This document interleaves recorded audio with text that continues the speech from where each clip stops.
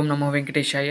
ఈరోజు వీడియోలో ఏంటంటే కనుక శ్రీశైల మల్లికార్జునుడిని ఎలా దర్శనం చేసుకోవాలి, అలాగే స్వామివారిని దర్శనం చేసుకోవడానికి ఏమైనా నియమాలు ఉన్నాయా ఏమిటి, అలాగే స్వామివారిని స్పర్శ దర్శనం ఎలా చేసుకోవాలనేది ఈ వీడియోలో మీకు వివరిస్తాను. మీరు తప్పకుండా ఈ వీడియోని మీరు చివరి వరకు చూసి దయచేసి లైక్ చేయండి. మీరు లైక్ చేయడం వల్ల ఈ వీడియోలు మరికొందరికి వెళ్తాయి కాబట్టి దయచేసి లైక్ చేయవలసిందిగా కోరుకుంటున్నాను. ఇక్కడ మీరు చూస్తున్నట్లయితే తెల్లారుజామున 4 గంటల సమయంలో మేము ఆలయానికి బయలుదేరుతున్న సమయం అది. అంతా కూడా నిశ్శబ్దంగా, ఆ ప్రాంగణం అంతా కూడా కారులో ఎటువంటి శబ్దాలు లేకుండా ప్రశాంతంగా ఉండే సమయంలో స్వామివారి దర్శనం కోసం, ఆ మల్లికార్జునుడి యొక్క దర్శనం కోసం క్యూ లైన్ ద్వారాగా స్వామివారి యొక్క దర్శనార్థం మేము వెళ్ళటం జరిగినది. ఇక్కడ చూసినట్లయితే అంతా కూడా షాప్స్ అవన్నీ కూడా ఉంటాయండి. మార్నింగ్ అయితే అంటే 6-7 అవుతే మొత్తం తీస్తారు. కాకపోతే ఇప్పుడు అంతా కూడా క్లోజింగ్ టైం కాబట్టి 4-4:30 సమయంలో కదా కాబట్టి అంతా కూడా క్లోజ్ చేసి అయితే ఉంటుంది. ఈ విధంగా స్వామివారి యొక్క మెయిన్ ద్వారం ముందుకైతే ఇలా వస్తూ ఉంటాము. చూసినట్లయితే ఇలా అయితే ఉంటుందండి ఆలయం మొత్తం కూడా. ఈ వీడియోలో ఆలయం చుట్టుపక్కల మనం చూడాల్సినవి, ఆలయంలో ఏమి ఉన్నాయి అనేది మొత్తం కూడా నేను ఈ వీడియోలో చెప్తాను. ఈ వీడియో అనేది కొంచెం పెద్ద వీడియో అండి, ఏమనుకోకుండా వీడియోని మొత్తాన్ని చూస్తారని నేను కోరుకుంటున్నాను. అయితే ఈ శ్రీశైలము మహాపుణ్యక్షేత్రము అని చెప్తారు. అలాగే మనం సంకల్పంలో చెప్పుకునేటప్పుడు శ్రీశైలేశ ఈశాన ప్రదేశే అని మా ఏ ప్రాంతాల్లో చెప్తారు. కృష్ణా గోదావరి మధ్యప్రదేశే అని చెప్తారు. అలాగే కొన్ని ప్రాంతాల్లో కొన్ని ఆ శ్రీశైలానికి మనం ఏ దిక్కున ఉన్నామో అని చెప్తాము. ఎందుకంటే కనుక శ్రీశైలము మనకు మధ్య భాగంలో ఉంటుంది కాబట్టి, ఆ శ్రీశైలాన్ని మన దేశానికే మధ్యలో ఉంటుంది కాబట్టి చాలా ప్రాంతాల్లో శ్రీశైల ఈశాన ప్రదేశే అని మా ప్రాంతాలు ఎలా చెప్తారో అలానే కొన్ని చోట్ల అలా దక్షిణ భాగే అని అట్లా చెప్తూ ఉంటారు. హైదరాబాద్ అయితే ఒకటి అలా చెప్తారు. కానీ వెంకటాచలం వచ్చేసరికి, తిరుమల చుట్టుపక్కల వాళ్ళందరూ కూడా వెంకటాచల ఈశాన ప్రదేశే అని కానీ అట్లా చెప్తారు. అంటే అక్కడ వారు ప్రధానంగా తీసుకుంటారు. కానీ మన తెలుగునాట కృష్ణా గోదావరి జిల్లాల్లో ఎక్కువ హైదరాబాదు ఈ ఈ ఈ ప్రాంతాల్లో కంపల్సరీ అందరూ కూడా శ్రీశైలానికి ఏ దిక్కునున్నారని చెప్పుకుంటూ ఉంటారు. అయితే ఇక్కడ చూసినట్లయితే ఆలయం ఇది పక్క నుండి బయటకు వచ్చే మార్గం అండి. అక్కడ చూడండి గోపురాలు అవన్నీ కూడా కనపడుతున్నాయి. అక్కడ మహాదేవుడి యొక్క గోపురం శిఖరం అయితే కనపడుతుంది, దర్శనం చేసుకోండి. ఆ శిఖరం కోసమని ఒక 5 నిమిషాల పాటు అక్కడ నుంచి మీకు శిఖరం కనపడాలని, ఆ స్వామివారి శిఖరం. అలాగే ఇక్కడ నానుండి ఏంటంటే కనుక శ్రీశైల శిఖరం దృష్ట్యా పునర్జన్మ నభిష్యతి అంటారు. శ్రీశైలంలో ఉన్న ఆ శిఖరాన్ని దర్శనం చేసుకుంటే మరో జన్మ ఉండదని చెప్తూ ఉంటారు. కాబట్టి అలాంటి ఆ శిఖరాన్ని మీరు కూడా దర్శనం చేసుకోండి. ఆ తర్వాత ఇక్కడ వెనక వైపు అమ్మవారి యొక్క గర్భాలయం ఉంటుంది. చూసినట్లయితే అమ్మవారిది మాటలు కనపడుతూ ఉంటుంది బయటికి. అమ్మవారిని కూడా దర్శనం చేసుకోండి. భ్రమరాంబికాదేవి. ఇక్కడ విశేషం ఏంటంటే, ఇంకో విశేషము, జ్యోతిర్లింగాల్లో స్వామివారు 2వ జ్యోతిర్లింగంగా వెలిశారు. అలాగే అమ్మవారు శక్తిపీఠాల్లో ఇదొక శక్తిపీఠంగా అమ్మవారు ఇక్కడ వేంచేసి ఉన్నారు. కాబట్టి ఏకకాలం శివుడు ఇక్కడ శక్తిపీఠం దర్శనం చేసుకోవచ్చు, అలాగే అక్కడ జ్యోతిర్లింగాన్ని దర్శనం చేసుకోవచ్చు. ఏకైక దేశంలోనే, ప్రపంచంలోనే ఏకైక క్షేత్రం ఇదండి. ఎందుకంటే కనుక స్వామి అమ్మవార్లు ఒకే ప్రాంతంలో వేంచేసి ఉండటం ఇదే చాలా విశేషమైన క్షేత్రం. ఈ క్షేత్రాన్ని ఎవరైతే దర్శనం చేసుకుంటారో వారందరికీ కూడా అమ్మవారు అయ్యవారి యొక్క అనుగ్రహం వస్తూ ఉంటుంది. అలాగే కొంతమంది సిద్ధులు వాళ్ళు ఉంటారు కదండి, వాళ్ళు కూడా ఇక్కడికి వచ్చి అమ్మవారిని ప్రార్థిస్తూ అమ్మవారి దగ్గర ధ్యానం చేసి ఇంతవరకైతే చాలా పూజలు చేసేవాళ్ళు అంటండి. అలానే ఉజ్జయినిలో ఎలా అయితే ఉంటుందో అలానే ఇక్కడ కూడా విశేషంగా అమ్మవారికి విశేషమైన పూజా కార్యక్రమాలు జరుగుతూ ఉంటాయండి. ఈ క్షేత్రము చాలా పరమ పవిత్రమైన క్షేత్రము. ఎవరైనా ఇంతవరకు ఆ క్షేత్రానికి వెళ్ళలేకపోతే తప్పకుండా వెళ్ళి ఆ క్షేత్రాన్ని దర్శనం చేసుకోండి. ఆ స్వామివారికి ఆశీస్సులు పొందాలని కోరుకుంటున్నాను. గుడి ముందు నుండి వెళ్ళి వెనక వైపు అయితే ఇలా వస్తామండి. ఇక్కడ ప్రతినిత్యం కూడా ఏదో ఒక ప్రసాదం ఇస్తూ ఉంటారు బయట.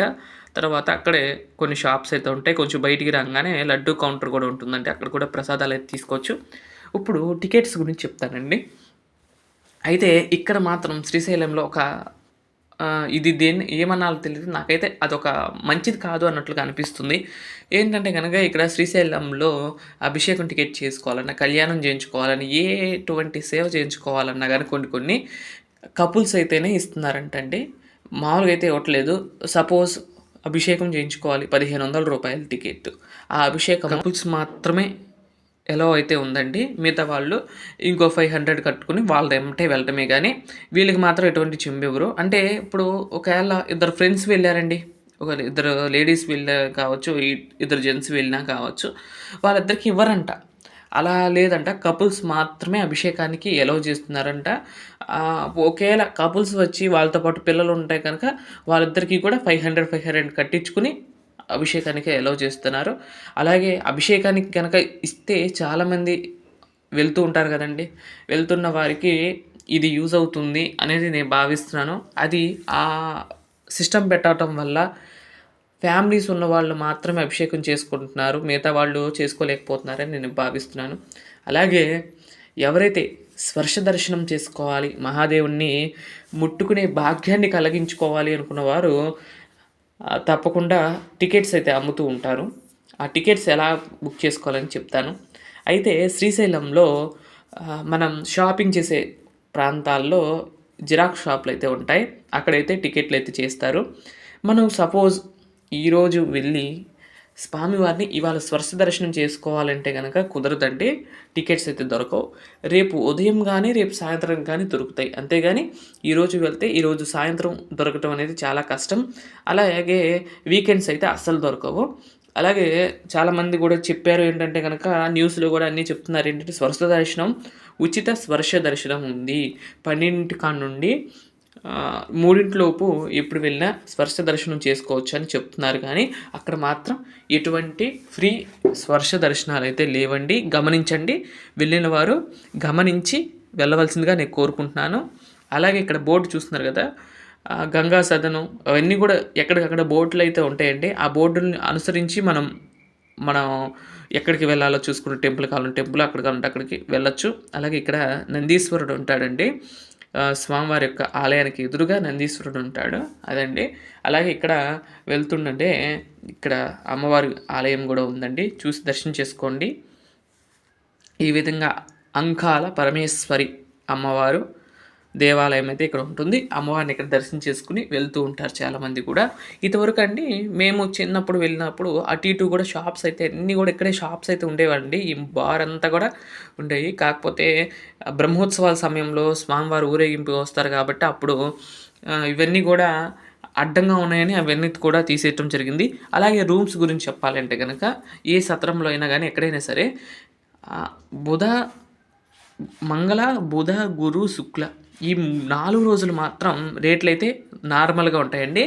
శని, ఆది, సోమ ఈ 3 రోజులు మాత్రం హై రేట్లో ఉంటాయి. ఇప్పుడు ఒకవేళ 400 ఉన్న రూము ఆ రోజు రూ.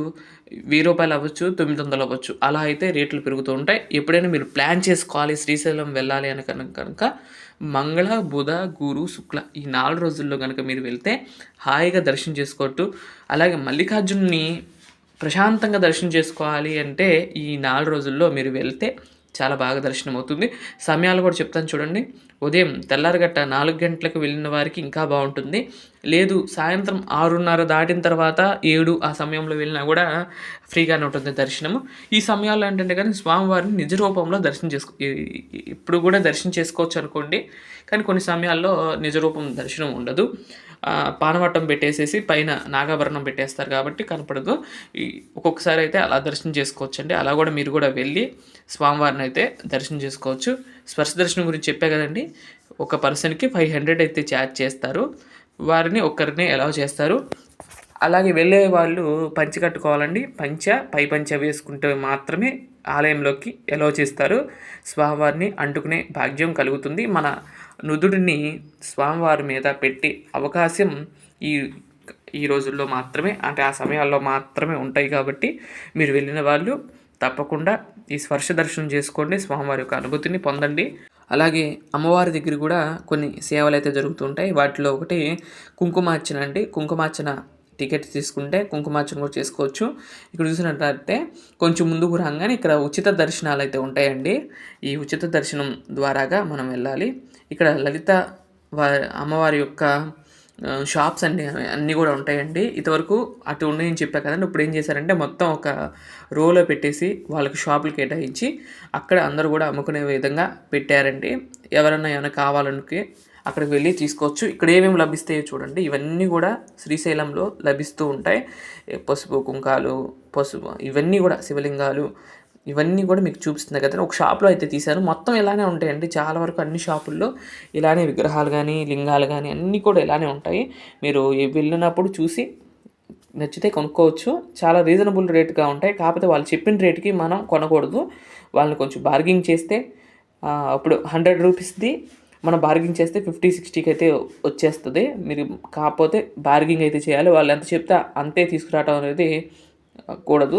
అలాగే కొంచెం బయటకు వచ్చేస్తాం అనుకోండి, మాకు అది గట్టదని తప్పకుండా వాళ్ళే పిలిచి మళ్ళీ ఇవ్వటం అనేది జరుగుతుంది. కాబట్టి మీరు వెళ్ళినప్పుడు కొంచెం బేరం అడగండి, తప్పులేదు. ఇలాంటి షాపుల్లో వాళ్ళు ఎంత చెప్తే అంత కొనటం మాత్రం మనకే లాస్ అయితే అవుతుంది. కాబట్టి మీరు వెళ్ళినప్పుడు చూసి కొనుక్కోండి. ఈ విధంగా స్వామివారిని స్పర్శ దర్శనం ఎలా చేసుకోవాలో చెప్పే కదండి. టికెట్లు అయితే అక్కడ దొరుకుతాయి. లేదు అంటే కనుక దేవస్థానం వాళ్ళ యొక్క లింక్ అయితే ఉంటుంది. ఆ లింక్ ద్వారాగా కూడా బుక్ చేసుకోవచ్చు అండి. రేపు వీడియోలో ఆ యొక్క శ్రీశైలంలో ఉన్న చుట్టుపక్కల ప్రాంతాలన్నింటిని కూడా మీకు చూపిస్తాను. అక్కడ కూడా ఏమేమి ఉంటాయి, శ్రీశైలం వెళ్ళే వాళ్ళు ఇంకేమేమి చూడొచ్చు అనేది రేపు వీడియోలో చెప్తాను. తప్పకుండా రేపటి వీడియోని కూడా మిస్ అవ్వకుండా చూడండి. ఈ వీడియో ఎలా అనిపిస్తుంది ఏంటని చెప్పండి. అలాగే గాజులు అవన్నీ కూడా ఉంటాయండి. శివలింగాలు అయితే చాలా రకాలు ఉంటాయి. ఈ పాలరాతి శివలింగాలు అయితే చాలా బాగున్నాయండి. నాకైతే చాలా బాగా నచ్చాయి. ఇవన్నీ కూడా చాలా శివలింగాలు ఇవన్నీ కూడా ఇక్కడ ఉన్నాయి. ఈ విధంగా షాప్ అయితే ఉంటుందండి. అన్ని షాపులు కూడా దాదాపు ఇలానే ఉంటాయి. అన్ని రకాలతో ఉంటాయి. ఇత్తడి షాపులు ఉంటాయి. అలాగే చేతితో చేసిన విగ్రహాలు కానీ చెక్కవి కానీ అలాంటివి కూడా ఉంటాయి. చాలా బాగుంటుందండి. ఒకసారి విజిట్ చేయండి. ఇదండి ఈరోజు వీడియో. మరొక మంచి వీడియోతో రేపటి వీడియోలో కలుస్తాను. అంతవరకు సెలవు. నమస్కారం.